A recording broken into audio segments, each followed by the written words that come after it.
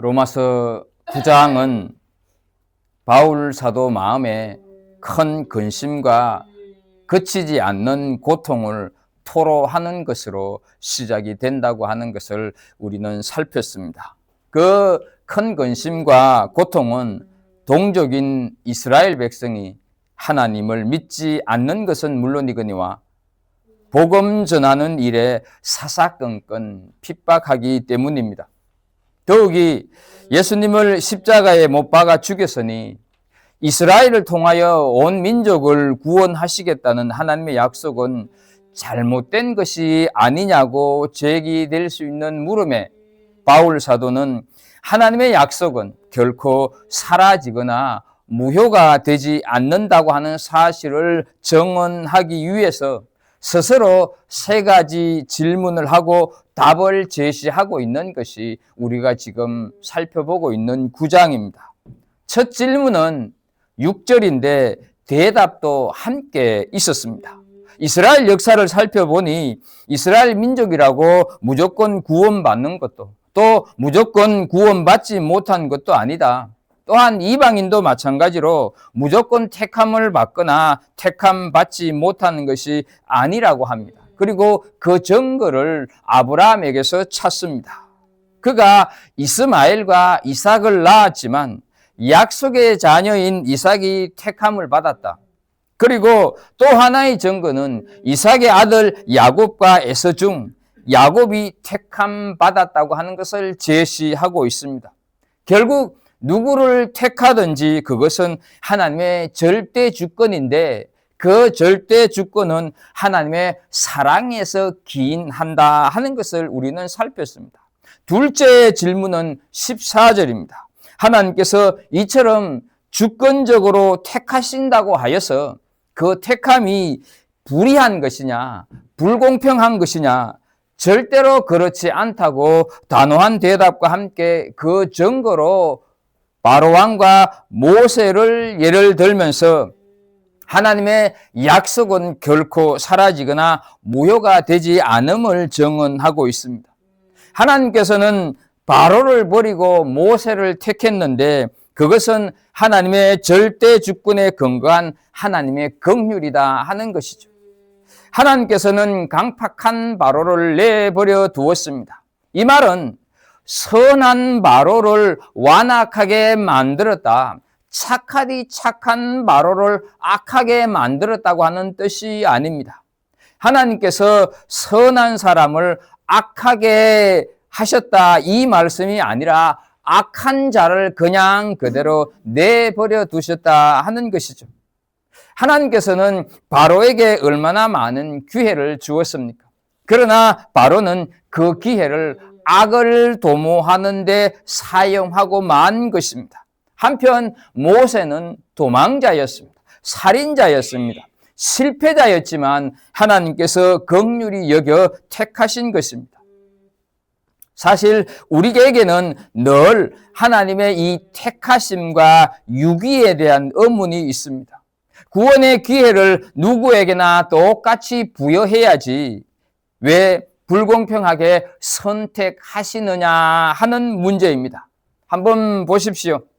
어떤 사람은 매질을 하면서까지 믿을 수밖에 없도록 역사하셔서 구원받게 하고 어떤 사람은 복음을 들을 기회조차 주지 않아서 믿음을 갖지 못하지 않느냐 하는 거죠. 북한이나 회교권에서는 정도의 차이는 있지만 복음을 들을래야 들을 수 없는 환경 아닙니까? 그러면 이런 경우에 어떻게 되는 것입니까? 복음을 받을 수 있는 환경이 공평하게 주어지지 않았습니다.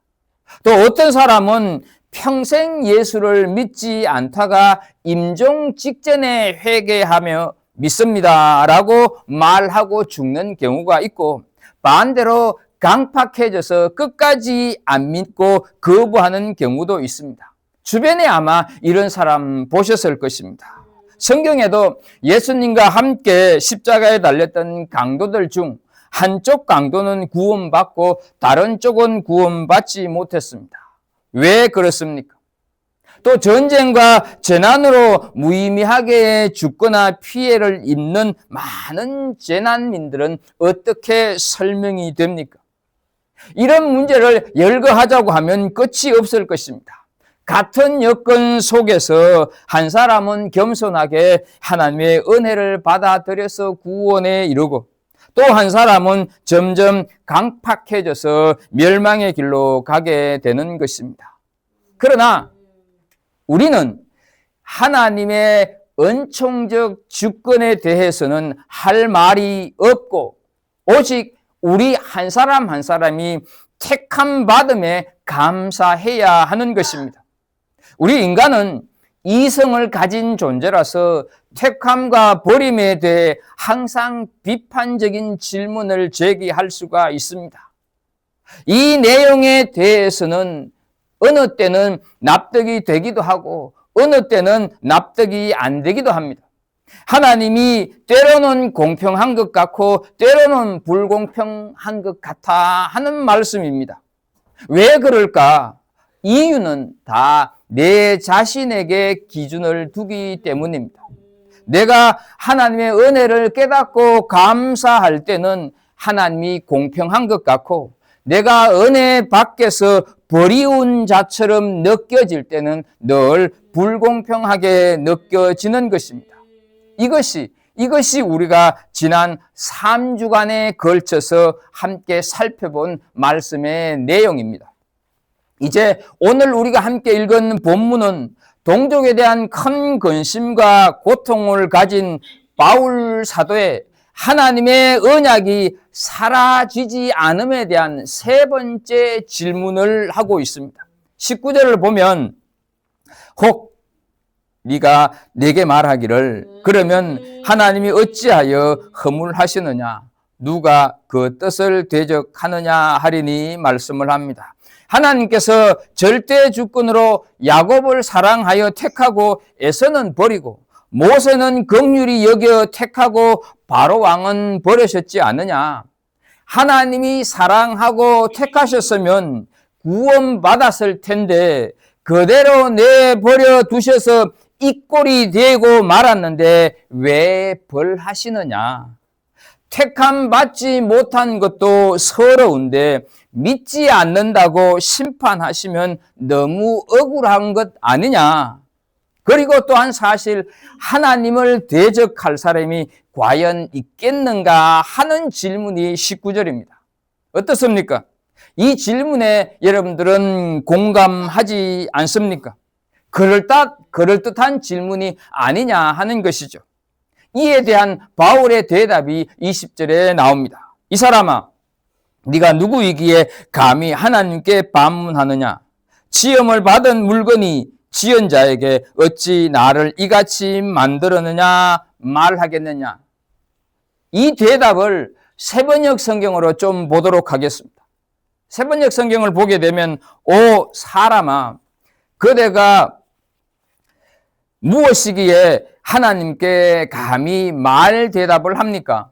만들어진 것이 만드신 분에게 어찌하여 나를 이렇게 만들었습니까? 하고 말할 수 있습니까? 라고 번역이 되고 있습니다. 여러분, 바울의 대답에 어떤 생각이 드십니까? 우리는 적반하장이라고 하는 말을 많이 듣고 있습니다. 도둑이 도리어 매를 든다는 뜻으로 잘못한 사람이 잘못 없는 사람을 도리어 나무란다고 하는 말을 할 때 적반하장 이렇게 씁니다. 20절 말씀은 바로 이 사람아 적반하장도 분수가 있어야지 라고 하는 뜻입니다. 그러면서 바울 사도는 그에 따른 몇 가지 예를 들어서 설명을 하는데, 먼저 21절입니다. 토기장이가 진흙 한 덩이로 하나는 기히 쓸 것을 하나는 천히 쓸 것을 만들 권한이 없느냐, 이렇게 말씀을 하는 것이죠. 이 말씀은 구약성경 예레미야 18장 6절을 인용한 토기장의 비유입니다. 그래서 19절, 20절과 21절 이 두 구절을 쉽게 풀이하면 이렇습니다. 너는 지금 너 자신이 누군지 몰라서 그래. 진흙을 빚어서 그릇을 만드는 토기장이를 생각해봐. 그는 임금님의 수라상에 올리는 그릇을 만들기도 하고 요강단지를 만들기도 해. 그런데 요강이 토기장이에게 왜 나를 요강으로 만들어? 이왕이면 임금님 밥그릇으로 만들지라고 대들 수가 있어. 절대 그럴 수가 없어. 너는 진흙이고 토기장이는 하나님이야. 토기장이가 하는 일을 진흙인 네가 불공평하다고 이러쿵 저러쿵 하는 것은 하나님, 토기장이신 하나님이 어떤 분인지 모르는 건방진 행동이야. 네가 뭔데 따지느냐. 하나님 앞에서는 침묵해야 해. 이것이 20절과 21절의 내용입니다. 여기서 우리는 또한 곧 이사야서 29장 16절을 좀 볼 필요가 있습니다. 너희의 패역함이 심하도다. 토기장이를 어찌 진흙같이 여기겠느냐. 지음을 받은 물건이 어찌 자기를 지은 이에게 대하여 이러기를 그가 나를 짓지 아니하였다 하겠으며 빚음을 받은 물건이 자기를 빚은 이에게 대하여 이러기를 그가 총명이 없다 하겠느냐. 이렇게 말씀을 하고 있습니다. 어떻게 진흙이 토기장이에게 말 대꾸를 할 수가 있고 따질 권한이 있느냐 하는 것입니다. 여러분, 우리가 여기서 기억해야 할 것은 진흙은 바로 인간을 말합니다. 첫사람 아담의 뜻이 흙이라고 하는 뜻 다 알고 계실 것입니다.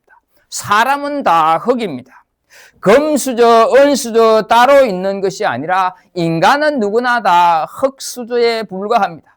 우리 존재의 본질은 흙이라 하는 것이죠. 하나님이 흙을 가지고 마치 토기장이가 그릇을 만들듯이 용도에 따라 각각 만들었는데 질그릇이 나는 왜 이쁜 금그릇으로 만들지 않고 투박한 사발로 만들었냐, 이런 말을 할 수가 있느냐 하는 것입니다. 창조주와 피조물과의 관계를 우리가 놓쳐버렸기 때문에 질문 자체가 안 되는 질문을 하고 있으면서 유식한 척 이게 이성적이고 합리적인 질문이 아니냐 하는 것, 오늘날 인간들의 말이다 하는 것이죠. 질문 자체가 성립이 되지 않는데 우리는 이런 질문들을 하면서 인간들이 살아간다 하는 것이죠. 우리가 기억해야 할 것은 질문은 머리만 발달시킬 뿐입니다. 질문은 합리화를 시키는 천재를 만들어서 가슴은 하나도 뜨겁지 않는 몸이 건조한 신앙인이 될 뿐이다 하는 것이죠. 물론 질문은 인간에게 성장을 가져다 줍니다. 그러나 침묵은 성숙을 가져다 줍니다. 질문은 지성을 만들지만 침묵은 영성을 만든다 하는 사실을 우리는 기억해야 합니다. 이제 이런 질문에 대해서 이사야 선지자가 내리는 결론을 좀 보겠습니다. 이사야서 64장 8절입니다. 그러나 여호와여, 이제 주는 우리 하나님이시니 우리는 진흙이요 주는 토기장이시니 우리는 다 주의 손으로 지은 것이니이다. 여기서 우리는 아멘 해야 한다는 거죠. 우리 다시 한번 자막을 좀 보면서 이 이사야가 내리는 우리 존재에 대한 결론을 좀 읽어보도록 하겠습니다. 함께 읽습니다. 시작. 그러나 여호와여, 이제 주는 우리 아버지시니다. 우리는 진흙이요 주는 토기장이시니 우리는 다 주의 손으로 지으신 것이니이다. 아멘.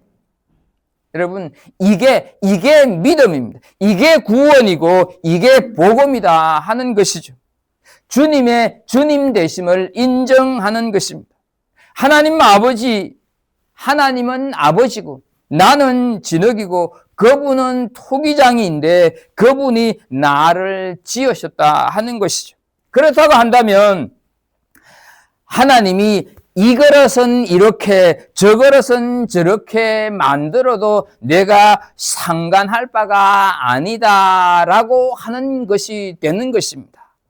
여러분, 그때야 비로소 우리는 금수저냐 은수저냐 동수저냐 여기에서 자유로워지는 것입니다. 주님께서 재료를, 주님께서 형태를, 주님께서 모양을 결정하시는 것은 아버지의 역할이고 아버지의 권한이고 아버지 대심이군요. 그게 깨달아지는 것, 그게 바로 믿음이다 하는 것이죠. 그게 바로 바른 신앙이다 하는 것이죠. 그래서 우리는 비교에서 벗어나게 되는 것입니다. 쓸데없는 비판도 하지 않고 말도 안 되는 비난, 사사건건 물고 늘어지는 그런 습관, 그런 버릇에서 우리는 떠나게 된다 하는 것이죠. 그게 자유이고 그 자유함 속에서 바로 우리는 구원이라고 하는 기쁨을 얻게 된다 하는 것이죠. 내가 토기장의 입장에서 토기를 보는 것이 아니라 토기장이가 나를 어떻게 빚었든지 간에 그릇으로 빚은 것에 감사하는 것, 그것이 바로 신앙인이다 하는 것이죠. 비신앙인은 나는 왜 쓰레기통으로 만들고 저 사람은 왜 금그릇으로 만들었느냐 이렇게 말하는 사람 불신앙인이고 비신앙인입니다. 그런 것 따지다가 허송세월한다 하는 것이죠. 금이냐 은이냐 갈등이 없어야 합니다. 바울 사도는요, 영적인 아들 디모데에게 이 그릇 이야기를 한 번 더 하고 있는 것을 디모데후서 2장 20절과 21절을 통해서 보게 됩니다. 큰 집에는 금그릇과 은그릇뿐 아니라 나무 그릇과 질그릇도 있어 귀하게 쓰는 것도 있고 천하게 쓰는 것도 있나니 그러므로 누구든지 이런 것에서 자기를 깨끗하게 하면 귀히 쓰는 그릇이 되어 거룩하고 주인의 쓰심에 합당하며 모든 선한 일에 준비함이 되리라 말씀을 합니다. 금그릇, 은그릇, 금수저, 은수저 따지지 마라. 깨끗한 그릇이면 쓰임을 받는다. 우리의 책임은 존재하는 이 상황과 이 현실 속에서 깨끗해지는 것, 거룩하고 정결하게 사는 것, 그것이면 충분하다 하는 말씀입니다. 그런데 왜 금그릇, 은그릇, 금수저, 은수저처럼 살아야 한다고 하느냐? 도대체 그런 생각이 어디서 오는 것이냐? 이런 생각이 바로 죄인의 특성이다 하는 것이죠. 누구나 있는 곳에서 깨끗하게 쓰임받으면 귀한 그릇이고 불결하게 쓰임받으면 금그릇이라도 소용이 없다는 것이죠. 보잘것없는 질그릇이라 할지라도 그 속에 보화가 담겨져 있으면 귀한 것이고 금그릇이라도 그 속에 사약이, 독약이 들어있으면 좋은 그릇이 될 수 없다 하는 것입니다. 그러면 하나님께서 당신의 주권으로 금그릇, 은그릇을 만든다고 하여서 하나님은 고집불통이라서 마음대로 하신다. 창조주가 마음대로 하는데 피조물이 왜 왈가왈부하느냐, 이런 말을 지금 바울 사도가 하고 있느냐 하는 것이죠. 창조주 하나님 앞에 피조물인 인간은 잠자코 있으라, 이런 말씀을 바울 사도가 지금 하고 있는 것이 아닙니다. 하나님의 폭군적 절대 주권이 아닌 하나님의 절대 은총을 말씀을 하고 있는 것입니다. 하나님 마음대로 하니 피조물은 그냥 가만히 있으라, 이런 의미가 아니다 하는 것이죠. 다시 말하면 피조물은 항상 자기 위치를 알아야 한다 하는 의미입니다. 우리는 피조물입니다. 따라서 피조물이 창조주이신 하나님을 다 알 수는 없습니다. 여러분, 하나님을 어떤 분이라고 생각을 하십니까? 하나님은 천지를 창조하신 분입니다. 죽은 자도 살리신 분이십니다. 참으로 크고 위대하고 놀라우신 분입니다. 그런데 우리가 여기서 한 가지 사실이 빠졌다고 하는 것을 기억해야 합니다. 다른 것이 아니라 하나님은 죽은 자도 살리신 분, 천지를 창조하신 분이지만 나를 만드신 토기장이라고 하는 사실을 우리는 빼먹을 때가 많이 있다 하는 사실이죠. 이 사실을 우리가 잊어버리기 때문에 우리는 종종 하나님을 내 마음에 드는 분으로 편집하려고 할 때가 많다 하는 것이죠. 이것 조심해야 하는 것입니다. 하나님을 내가 필요한 분으로 만들어서 내 주머니 속에, 내 머리 속에, 내 지식과 내 물질 속에 넣으려고 할 때가 많다 하는 사실이죠. 우리가 하나님 자리로 올라가고 하나님은 우리 위치로 내려버리는 잘못을 범하면서 살 때가 너무너무 많다 하는 것이죠. 하나님이 창조주라고 하는 사실을 잃어버릴 때 그렇다 하는 것입니다. 하나님은 토기장입니다. 우리는 진흙입니다.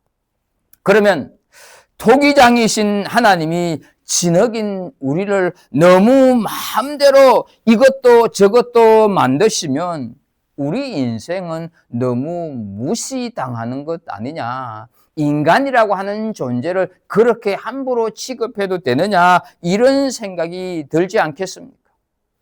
그렇지 않습니다. 토기장이신 하나님은 실수가 없으신 분입니다. 그분은 우리 한 사람 한 사람을 너무너무 사랑하셨어요. 십자가에서 흘리신 보혈로 진흙 속에 들어있는 죄의 불신물들을 다 제거를 하셨습니다. 그리고 우리를 빚어 가신다 하는 사실이죠. 하나님께서는 나를 함부로 빚으시거나 함부로 만드시는 분이 아니라 꼭 필요하게 만드시는 토기장이십니다. 가장 아름답게 최고로 나를 만드시는 분이다 하는 것이죠. 혹 나를 질그릇으로 만들었구나 이런 생각이 든다면 그것이 꼭 필요해서 만들었지 나를 천대해서 만든 것은 아니다 하는 것이죠. 그래서 혹 하나님께서 저 사람은 정말 기히 쓰는 그릇으로 만드셨는데 나는 천히 쓰는 그릇 같구나 할지라도 우리는 살아가면서 갈등이 없어야 한다 하는 것이죠. 그 갈등이 없을 때 귀한 그릇으로 쓰임받는 사람을 보면서 내가 덩달아 기뻐하게 된다 하는 것이죠. 놀라운 사실 아닙니까? 아, 하나님은 저렇게도 만드실 수 있구나 하면서 하나님의 능력에 대해서 우리가 기뻐하고 감사한다 하는 것이죠. 적반하장의 불평을 하는 자들에게 바울 사도가 제시하는 두 번째 예는 오늘 본문 22절과 23절입니다. 만일 하나님이 그의 진노를 보이시고 그의 능력을 알게 하고자 하사 멸하시기로 준비된 진노의 그릇을 오래 참으심으로 관용하시고 또한 영광 받기로 예비하신 바 긍휼의 그릇에 대하여 그 영광의 풍성함을 알게 하고자 하셨을지라도 무슨 말을 하리요? 이 두 구절 속에는 두 가지 사실을 대조하고 있습니다. 하나는 멸하기로 준비된 진노의 그릇과 영광 받기로 예비하신 바 긍휼의 그릇, 이 두 그릇이 대조되고 있습니다. 멸하기로 준비된 진노의 그릇은 원래 우리 인간은 멸망당해야 하는 그릇인데 하나님께서 오래오래 참으셔서 관용하셨습니다. 당장 멸하지 않는다 할지라도 하나님의 관용함을 받고 있는 것, 이게 긍휼이 아니냐. 또한 영광 받기로 예비하신 바 긍휼의 그릇은 구원을 받아들여서 하나님의 뜻에 합당하게 살아가는 자를 말합니다. 그리고 하나님이 이 두 그릇을 어떻게 처리하느냐는 하나님께 달린 일이지 우리에게 달린 일이 아니라는 말입니다.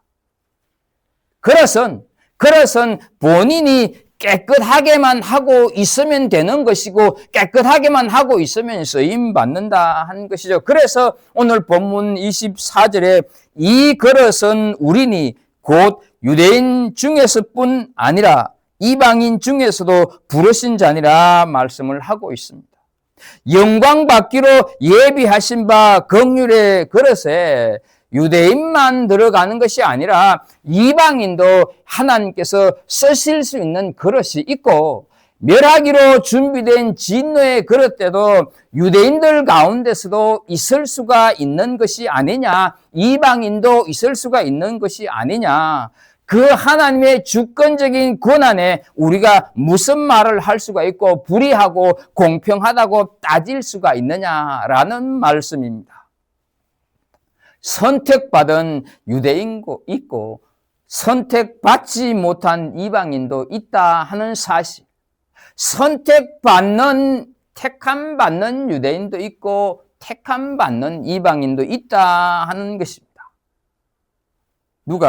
누가 믿음이 좋은 사람이라고 생각을 하십니까? 말이 없는 사람, 질문이 없는 사람이 믿음이 좋은 사람이 아닐까 생각합니다. 뭔가를 부탁하면 다른 말 하지 않습니다. 서로 신뢰 관계가 쌓여 있으면 이것 좀 부탁합니다 라고 말하면 왜 해야 됩니까? 이런 질문하지 않습니다.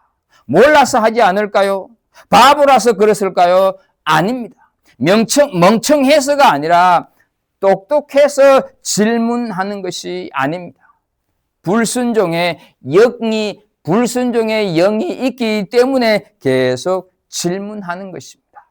우리는 우리가 존경하는 사람 앞에서 질문을 하지 않습니다. 그 사람을 절대적으로 신뢰하면 우리는 따지지 않습니다. 부탁하면, 내가 절대적으로 신뢰하는 사람이 부탁하면 이해가 안 되어도 최선을 다해 보겠습니다 라고 말하는 것이 우리가 아니냐 하는 것이죠. 왜 내가 해야 합니까? 이 일을 꼭 해야 됩니까? 이렇게 안 되는 이유를 생각하면 순식간에 수십 가지가 생각이 납니다. 그게 바로 나는 믿음이 없습니다 라고 하는 표현이라고 하는 것을 우리는 기억해야 합니다. 결국은 죄의 속성, 불순종의 영이 있는 줄 모르고 자신은 그저 똑똑한 줄 알고 이 질문 저 질문을 한다 하는 것이죠. 왜 해야 됩니까? 내가 왜 합니까? 이런 반문을 우리는 필요 없다 하는 것이죠. 우리가 하는 일 다 알고 합니까? 인생 다 알고 사느냐 하는 것이죠. 살다 보니 이 날까지 온 것 아닙니까? 이 나이가 되어서 보니까 조금 더 알고 조금 더 깨닫게 된 것 아닙니까?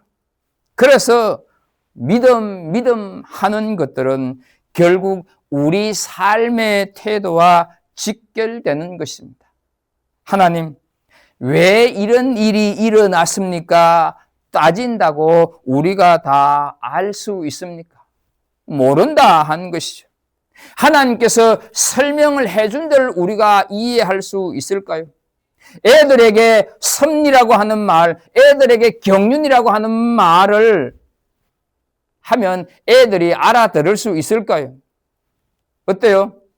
하나님을 모르는 사람들이 하나님의 섭리, 하나님의 경륜 이런 말을 알까요? 그러니까 팔자근이 운명이니 이렇게 해야 하나님을 알지 못하는 사람들이 이해하게 될 것입니다. 우리가 모르는 사람들에게 설명을 할 수가 없듯이 그들과 우리와의 격차보다도 말할 수 없는 격차가 하나님과 인간과의 격차 아닙니까? 하나님께 따지고 물어봐야 소용이 없습니다. 그냥 하나님은 항상 옳습니다. 나는 항상 틀렸습니다. 이게 신앙의 바른 태도입니다. 우리 모두 갈등이 없는 신앙인이 되기를 소망합니다. 그게 정리가 되면 내 마음에 천국이 임합니다. 그게 해결이 되면 우리 신앙은 몰라보게 성숙한다고 하는 사실을 꼭 기억하는 우리 식구들이 다 되기를 축복합니다. 22절 영광 받기로 예비하신 바 긍휼의 그릇과 23절 멸하기로 준비된 진노의 그릇이라고 하는 말씀에서 흔히 예정론을 말하고 있습니다. 하나님이 예정하시기로 한 사람이면 그가 어떤 삶을 살더라도 하나님께 돌아올 것이고, 예정되지 않은 사람은 아무리 잘 살아도 구원받지 못한다는 것입니다. 어때요? 이것 어떻게 생각을 하십니까? 여러분 기억해야 합니다. 이것은 예정론이 아닙니다. 전혀 틀린 그럴듯한 말뿐이다 하는 것이죠. 22절에 멸하기로 준비된 진노의 그릇을 하나님께서 멸하시기로 예정하신 그릇으로 이해하시면 안 되는 것입니다. 이 말씀은 하나님의 인내와 긍휼을 끝내 무시한 자는 내버려두고 상관하지 않아서 결국은 멸망의 길로 갔다 하는 뜻이라고 지난주에 이미 말씀을 드렸습니다. 이것은 23절 영광 받기로 예비하신 바 긍휼의 그릇에서 그 뜻을 더 분명히 알 수가 있습니다. 긍휼의 그릇이 무엇입니까? 원래 인간의 현주소는 죄로 인해 모두 죽어야 했습니다.